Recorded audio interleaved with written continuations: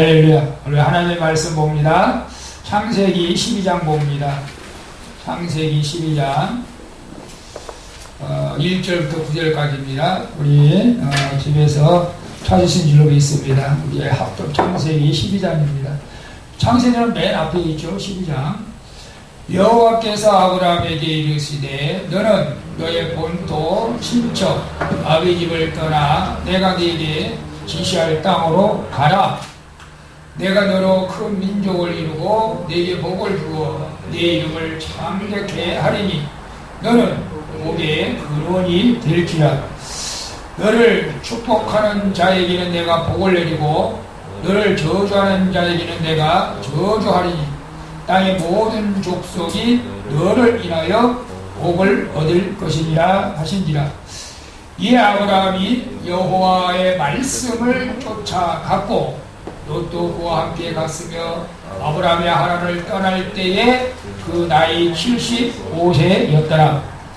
아브라함이 그 안에 사라와 조카 롯과 하란에서 모든 소유와 얻은 사람들을 이끌고 가나안 땅으로 가려고 떠나서 마침내 가나안 땅에 들어갔더라. 아브라함이 그 땅을 통과하여 세겜 땅 모래 상수리 나무에 이르니 그때 가나안 사람이 그 땅에 거하였더라. 여호와께서 아브라함에게 나타나 가라사대 내가 이 땅을 네 자손에게 주리라 하시니라. 그가 자기에게 나타나신 여호와여 그곳에 단을 쌓고 거기서 베델 동편 산으로 옮겨 장막을 치니 서는 벳에디오 동은 아이라. 그가 그곳에서 여호와를 위하여 단을 쌓고 여호와의 이름을 부르더니 점점 남방으로 옮겨갔더라. 아멘. 할렐루야. 이제 코로나가 좀 많이 종식되어 가고 있죠. 우리 이제 다음 주는 좀 함께 나와서 예배드렸으면 참 좋겠다는 마음을 갖고 또 기도하고 있습니다. 오늘 본문 말씀을 통해서 자 한번 따라해 볼까요? 하나님께 복을 받아 하나님께 복을 받아 나누는 삶이 됩시다. 나누는 삶이 됩시다. 예, 복을 받아야도 나눌 수가 있잖아요. 사실은 세상에서는 이 복을 끼치는 사람 또 해를 끼치는 사람 뭐 두 종류가 있을 수도 있어요. 그죠? 어떤 사람은 복을 나누어 주는 사람, 어떤 사람은 오히려 해를 끼치는 사람이 있다는 것이죠. 저는 이제 미국의 아브라함 링컨을 많이 존경합니다. 그분은 정말로 믿음 생활도 잘했고, 그 흑인들의 그 해방을 위해서 참 전쟁까지 치르면서 노예들을 해방시켰던 유명한 대통령이죠. 반대로 우리가 아돌프 히틀러 같은 사람은 그 유태인들을 600만 명이나 죽이는 아주 유태인들에게 해를 끼치는 그런 인간이었습니다. 가만히 생각해 보세요. 우리 스스로도 한번 생각해 보시기를 바랍니다. 오늘 이제 4.19 혁명 기념일인데, 6.25 동란 때 요소 반란을 일으켰던 그 공산당 게릴라들이 많은 사람들이 해를 끼쳤죠. 그래서 손양한 목사님 두 아들도 거기서 죽었죠, 사실은. 근데 손양한 목사님은 두 아들을 죽인 공산당을 살려줘가지고 그 목사까지 되게 하는. 근데 해를 끼친 거예요, 누를 끼친 거예요? 복을 나누는 거죠, 사실은. 아주 좀 오래전에 있었던 일입니다. 20년 넘은 장기려 박사라는 분이 계셨는데, 이분은 의학계에서 수바이처 박사로 한국의 수바이처 박사로 불리고 있습니다. 그는 물론 오래전에 이제 운명을 달리하셨지만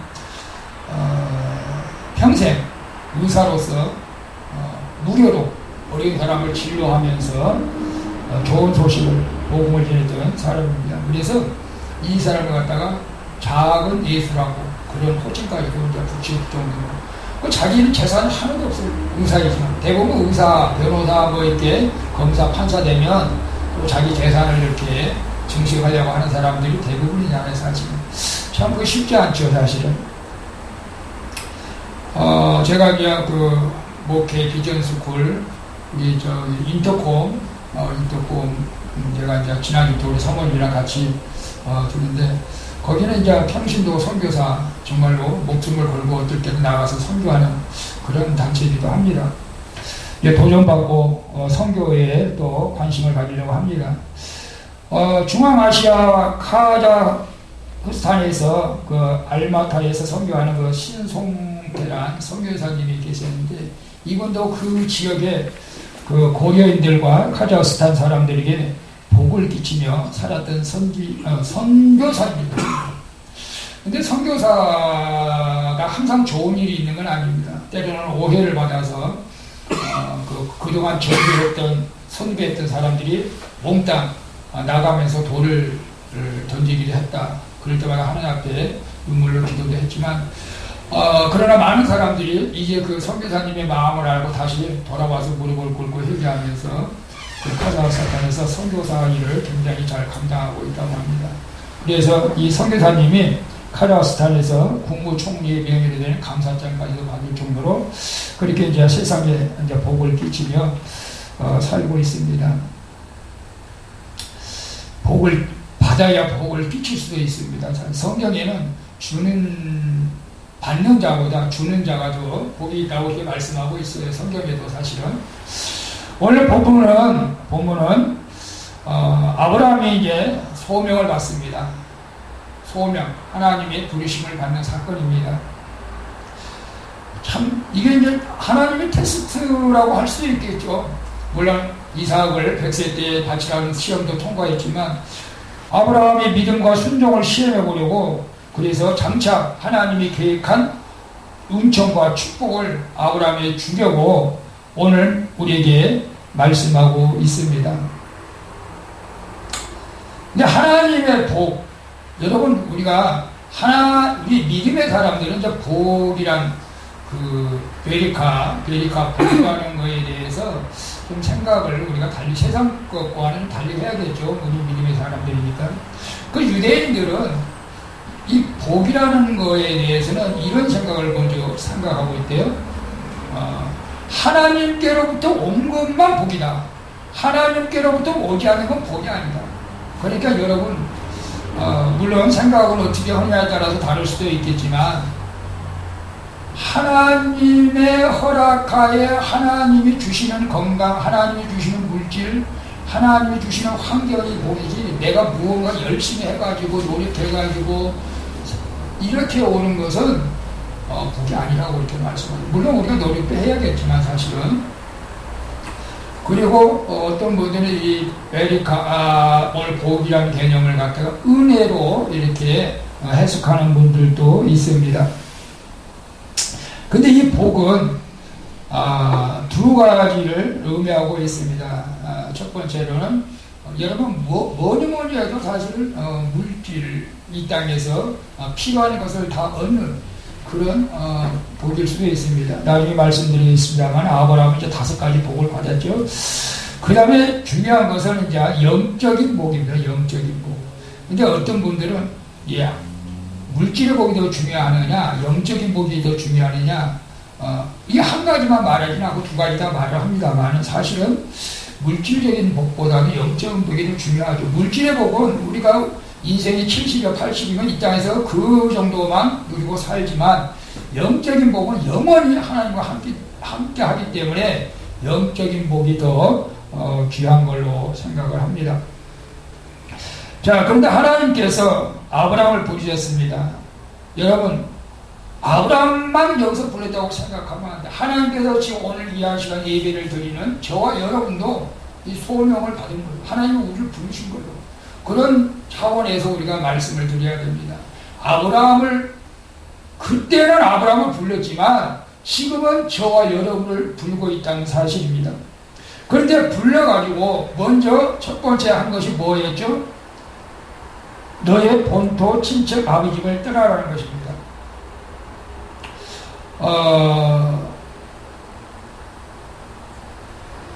그러니까 이 떠나라고 한다고 하는 의미는, 지금 내가 나중에도 말씀을 드렸지만 애굽에서 떠나라는 겁니다.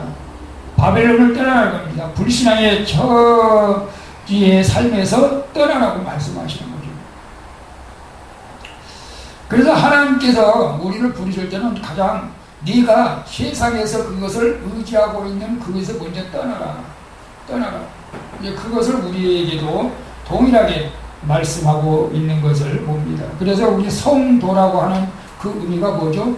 구별된 사람입니다. 구별된 사람. 둘째로 왜 우리를 부르셨을까요? 왜 저와 여러분을 부르셨을까요? 복을 주려고 불렀다는 거죠. 저는 이제 창세기 12장 1절부터 3절까지 자녀들을 위하여 기도할 때 많이 인용을 하기도 합니다. 복을 주시려고 우리를 부르신 거죠. 여러분을 고생시키려고 여러분을 부르지 않았어요. 하나님은. 여러분 자녀를 고생시키려고 자녀를 낳은 부모가 있겠습니까? 우리 하나님께서 우리에게 복을 주시려고 부르셨다. 그래서 하나님께서는 이삭에게 100배의 복을 주셨고, 야곱에게도 분이 넘치는 복을 주셨고, 요셉에게도 만사형통의 복을 주신 것을 봅니다.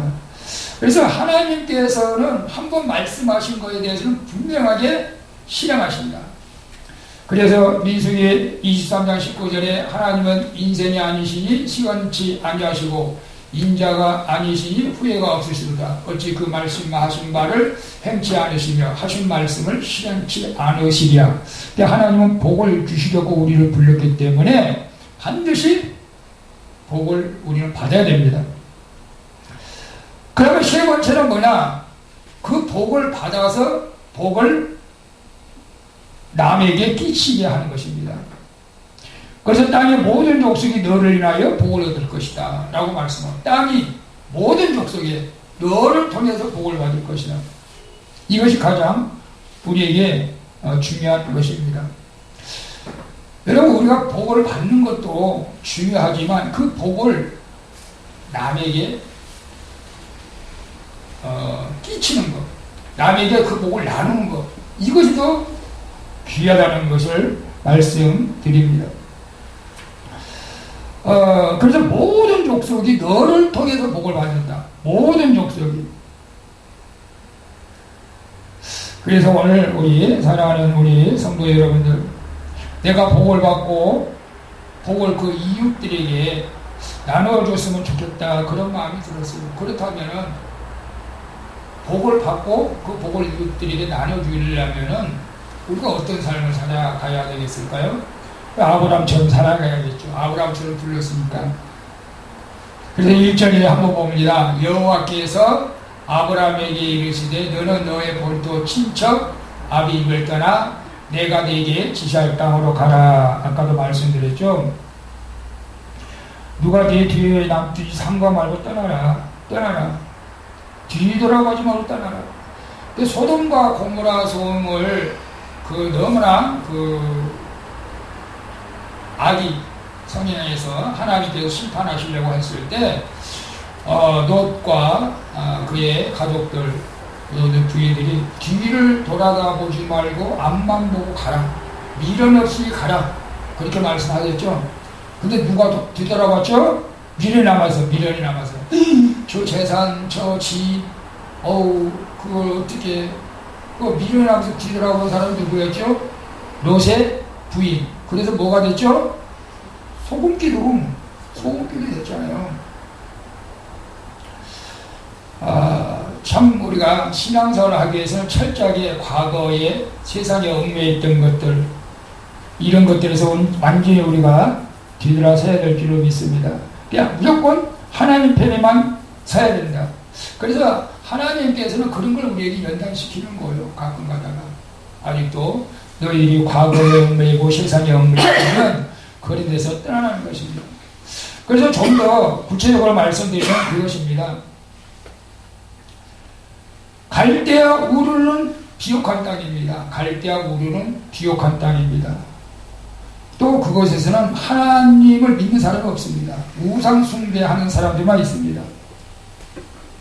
그래서 하나님보다 썩어질 금수와 버려지의 형상을 섬기는 그 자리에서 떠나라는 거죠. 오늘 이미 저와 여러분은 세상의 우상에서 이미 떠나 하나님 앞으로 나온 줄로 믿습니다. 그리고 두 번째는 친척까지도 떠나라고 합니다. 왜 그랬을까요? 지금 말하면 우리는 잘못 얘기하면 어떻게 친척을 다 버릴 수 있겠냐고 이렇게 말씀할 수 있겠지만 하나님보다 사람을, 친척을 더 의지하게 된다면 이게 우상이 되기 때문에 그러는 거예요. 하나님이 안 도와줘도 우리 친척이 잘 사니까, 날 도와주니까 오히려 친척을 의지하는 사람도 있을 수도 있지 않겠어요? 교회에 간다고 밥이 나오나 떡이 나오나 오히려 내가 친척 말 들으니까 그 사람이 나를 좀 도와주더라. 이게 우상이에요. 우상. 그래서 아예 하나님께서는 아브라함을 철저하게 그것까지도 계산하고 계신 거예요. 너 친척한테 돈 받을 생각도 말고 의지하지도 말고 떠나라. 저 친척이 내가 조금만 의지하면 저 친척이 다 집도 한 채 사주고 자동차도 한 채 사줄 텐데 아이고 아쉽다. 그렇게 생각할 수도 있는 사람은 그것에서 떠나야 됩니다. 그 다음에 또 아비집까지 떠나라고 말씀하십니다. 아비집까지. 네 친척 아비집을 떠나라. 근데 족장시대에서는 가장이 우리 이제 가부장제도는 가장이 대장이야. 대장. 옛날에는 그랬어요. 가장이 대장이에요. 그러니까 가장이 제사 지내자고 제사 지내야 되고 이런 상황이었잖아요. 지금 아브라함 같은 경우도 족장시대에서 그 데라 아버지도 하나님을 몰랐는데 우상 섬기다면 우상을 섬길 수밖에 없는, 아브라함이 연약한 좀 순진한 사람이었던 것 같아요. 근데 부모 말 잘 들어요. 그러니까 이거 가만 보니까 이 아버지가 우상 숭배하라 이렇게 명령하면 거절하지 못할 그런 연약한 것도 하나님이 알고 계신 거죠. 우리가 믿음이 연약할 때는 여러분 명절 때 또 제사 때 절해! 이놈 시키면 절 안 해! 그러면 나 예수님도 절 안 할 거예요! 그거 맞으면서 절 안 하고 보통 자신 있나요, 여러분? 여러분이 있는 줄 믿습니다. 그냥 대부분 절해! 그러면 그 압력에 절 안 하는 사람이 별로 없다는 거죠. 그런 상황에서 하나님께서 철저하게 우상을 섬겨서는 안 된다는 것까지 해서 아비집을 떠나라 그렇게 말씀하고 있는 것을 봅니다. 그래서 아브라함은 그걸 실천한 거죠. 그리고 내가 네게 지시할 땅으로 가라. 내가 네게 지시할 땅으로 가라. 갈 바를 알지 못하지만 내가 네게 지시할 땅으로 가라. 참 아브라함은 이렇게 단순하면서도 또 그 하나님의 말씀을 또 이렇게 순전하게 받아들이는 그 믿음을 하나님께서 기뻐하신 것을 봅니다. 왜 그랬을까요? 하나님의 말씀을, 하나님의 약속을 믿기 때문에 그랬습니다. 그래서 너는 내가 지시할 땅으로 가라. 그럴 때 2절에 뭐라고 말씀하십니까? 내가 너로 큰 민족을 이루고 네게 복을 주어서 네 이름을 창대하게 하리니 너는 복의 근원이 된다. 근원이 될지. 이 복에 대해서 은혜로 해석하는 사람들이 있다고 해서 은혜의 근원이 될지. 우리가 인간적으로 생각할 때는 아브라함은 자식이 없어요. 그리고 나이가 75세입니다. 하나님, 말도 안 되는 소리 하지 마세요. 인간적인 생각이라면 나는 자식도 없는데 무슨 큰 민족을 이루게 해준다고요? 여러분 그런 생각이 안 됩니까? 오늘 우리가 이렇게 현상을 볼 때는, 환경을 볼 때는 도저히 불가능해요. 우리 환경에서 일어날 수가 없어요. 이건 정말 불가능하죠. 아브라함의 아들이 없었어요. 근데 큰 민족을 이루게 하신다고 약속하시는 거예요. 이게 가능한 일일까요?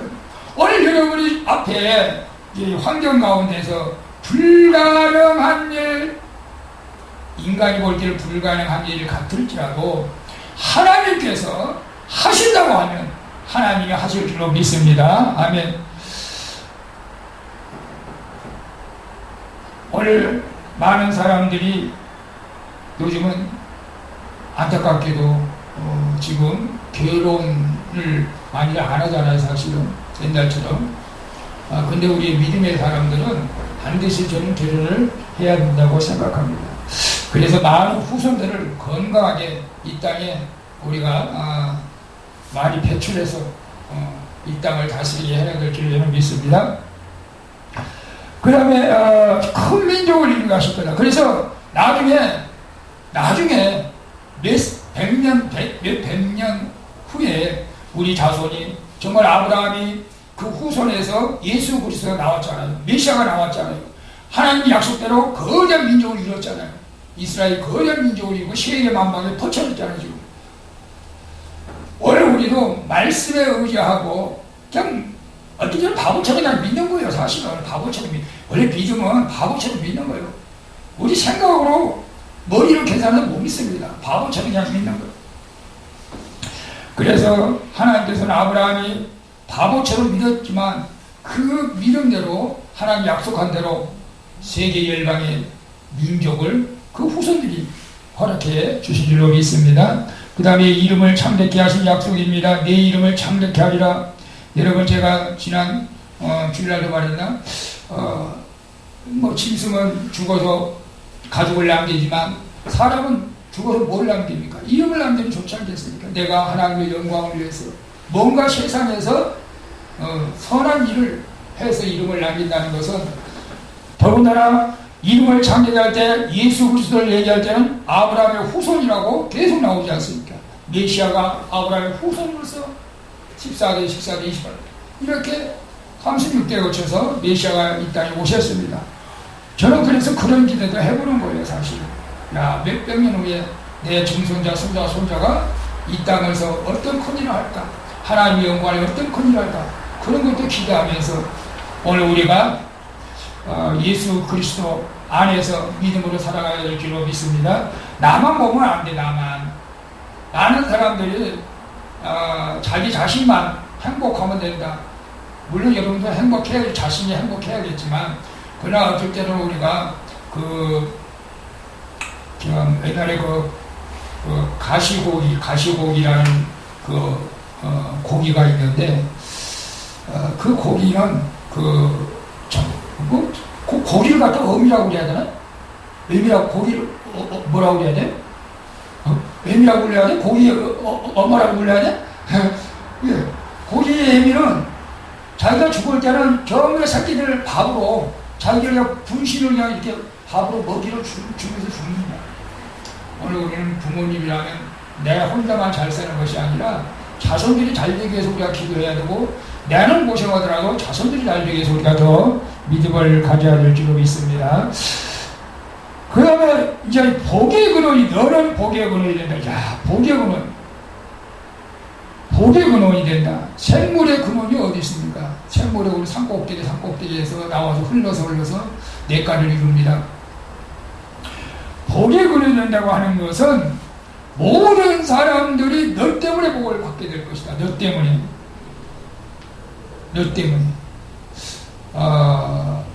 저는 여러분 내가 다른 사람들 때문에 복을 받는 경우도 있겠지만 나 때문에 다른 사람들이 복을 받는다면 그게 하나님의 영광이 되고 그게 축복이 될 줄로 믿습니다. 아멘. 자, 그래서 이러한 복을 누리기 위해서는 우리가 말씀에 순종해야 됩니다. 그래서 4절에 봅니다.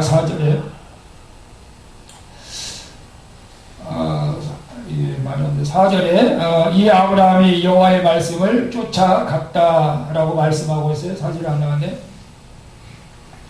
말씀을 쫓아갔다 하는 것은 뭐예요? 내가 네게 지시할 자로 가라 했을 때 그냥 출발했다는 거예요. 쫓아갔다는 거예요. 순종했다는 것입니다. 오늘 여러분 하나님이 여러분에게 무슨 말씀을 하고 있습니까? 듣고 계십니까? 순종할 수 있습니까? 순종해야 우리가 복의 근원이 될 줄로 믿습니다. 아멘. 믿음으로 순종하면 됩니다. 하나님 본문에 아브라함이 하나님을 따를 때 75세였다. 아직 우리 선거지 집사님 75세는 안 됐죠. 75세는 안 됐습니다. 그런데 아브라함은 75세 때 나이에 상관없이 그냥 가라고 하는 사식도 없는데 순종했어. 그러니까 아브라함이 우리가 믿음의 조상이라고 이렇게 부릅니다. 자, 그래서 아브라함이 이렇게 말씀에 순종했을 때 세 가지 복을 받았습니다. 첫째는 물질의 복입니다. 원래는 5가지 복을 받았다. 후손까지 복을 받았는데, 그래서 본문 7절에 보니까 여호와께서 아브라함에게 나타나 가라사대 내가 이 땅을 내 자손에게 주리라. 그게 가나안 땅입니다. 축복의 땅입니다. 축복의 노다지 땅, 젖과 꿀이 흐르는 땅, 아름다운 땅입니다. 이 땅에서 이스라엘의 역사 후속사가 전개되기도 했습니다. 선지자들이 이 땅에서 많이 나왔습니다. 예수 그리스도께서 태어났습니다. 지금 이스라엘 땅입니다. 하나님께서 약속하신 땅을 주셨습니다. 그래서 7절에 그가 자기에게 나타나서 여호와여 그곳에 단을 쌓았다고 말씀하십니다. 이것은 영적인 축복입니다. 영적인 축복. 그래서 이 단을 쌓았다고 할 때에는 항상 이 하나님 앞에 제사 지낼 때에는 짐승을 죽여서 가을 떠서 단을 쌓습니다. 그래서 제물로 바칩니다. 피 흘림의 장소가 십자가와 하나님의 성전을 예표하기도 합니다. 아브라함에게 단을 쌓는 것은 최우선적으로 해야 할 일이었었기 때문에 그랬습니다. 하나님께서 아브라함을 인도하여 내신 목적은 이 제단을 쌓기 위해서 예배드리기 위한 목적일 수도 있습니다. 오늘 우리가 예배를 코로나 때문에 많이 좀 이렇게 좀 뭐라 할까요? 조금 이제 멀리 하지는 않았지만 그래도 우리가 예배를 등하시해서는 안 됩니다. 예배는 중요합니다. 그래서 다음 주부터는 정말로 함께 예배 드렸으면 좋겠다 그런 기도를 합니다. 어떻게 될지 모르겠습니다만은. 그리고 셋째가 이제 가정의 축복을 받았습니다. 8절에 보니까 여호와께서 여호와께서 8절에 베들 동편사로 옮겨 장막을 치니라고 했습니다. 장막은 주거 생활을 의미합니다. 장막 생활 가운데에서 이제 자손의 약속을 받았습니다. 사실 아브라함은 이삭 한 명밖에 낳지 않았지만 이삭은 야곱을 낳고 야곱은 거기서 12명의 자녀를 낳아서 온 이스라엘 대의 큰 민족을 이루어가게 된 것을 봅니다. 우리 사랑하는 성도 여러분, 아무리 코로나가 우리를 두렵게 하고 하나님과 우리의 관계를 멀리 하려고 하는 그 어둠의 영들에 우리를 미혹하다 할지라도 우리는 아브라함 같은 믿음으로 하나님의 약속을 믿고 순종하셔서 하나님의 복을 받아서 나누는 믿음의 인생이 되길 바랍니다. 사실은 여러분 우리가 내가 환경이 어렵다고 해서 복을 못 받는 건 아닙니다. 요셉은 형들에게 팔려갔어요. 그래 보디발의 집에서 노예로 삼았습니다. 근데 요셉 때문에 보디발의 집에 복을 받은 거예요. 창세기 39장 2절에 여호와께서 요셉과 함께 하심으로 그가 형통한 자가 되어 그 주인 애굽 사람에게 지겠다. 형통했다. 요셉 때문에 보디발의 집이 복을 받았습니다. 다니엘이 이스라엘 멸망함으로 바벨론의 포로로 끌려갔지만 다니엘 때문에 이방 나라가 복을 받습니다.